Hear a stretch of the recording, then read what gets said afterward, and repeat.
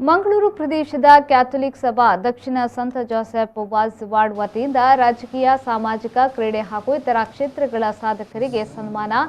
ಕಾರ್ಯಕ್ರಮವು ಮುಡಿಪು ಸಂತ Joseph was ಪುಣ್ಯಕ್ಷೇತ್ರದ ಸಭಾಭವನದಲ್ಲಿ ನಡೆಯಿತು.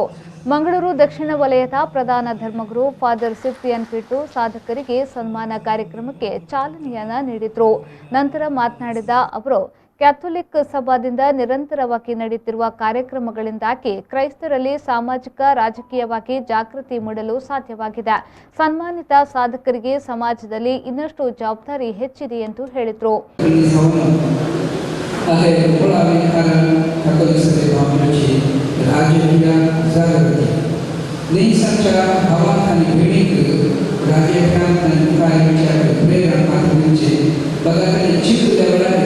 त्यांची फार पुढचे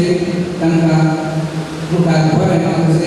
आणि तुमचे सांगा आम्ही असा समजते या खातीर आयचे अभिनंदन करचे आपण कार्याची खाली पहिले स्वागत ठाकूर सगळे ते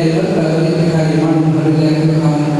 उल्हास पडेल आणि सांगत असत आमच्या वाड्यातील विविध क्षेत्रांनी मुस्लिम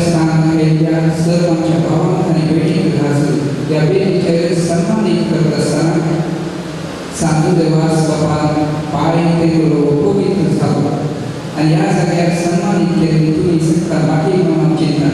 त्याकडे आज हा सन्मानित करून आले फुलाचे झाड जाऊन बरोबर उल्हासाची खांडी जाऊन बरोबर त्याचे समजा या पवित्र काळामध्ये त्यांना सन्मान केला ಈ ವೇಳೆ ಮಾಜಿ ಶಾಸಕ ಜಿಆರ್ ಲೋಬೋ, ಕ್ಯಾಥೋಲಿಕ್ ಸಭಾ ಮಂಗಳೂರು ದಕ್ಷಿಣ ಸಂತ ಜೋಸೆಫ್ ವಾಜ್ ಅಧ್ಯಕ್ಷ ಆಲ್ವಿನ್ ಜೆ ಡಿಸೋಸಾ, ಆಧ್ಯಾತ್ಮಿಕ ನಿರ್ದೇಶಕ ಫಾದರ್ ಎಡ್ವಿನ್ ಸಂತೋಷ್ ಮೋನಿಸ್ ಮತ್ತಿತರರು ಉಪಸ್ಥಿತರಿದ್ದರು.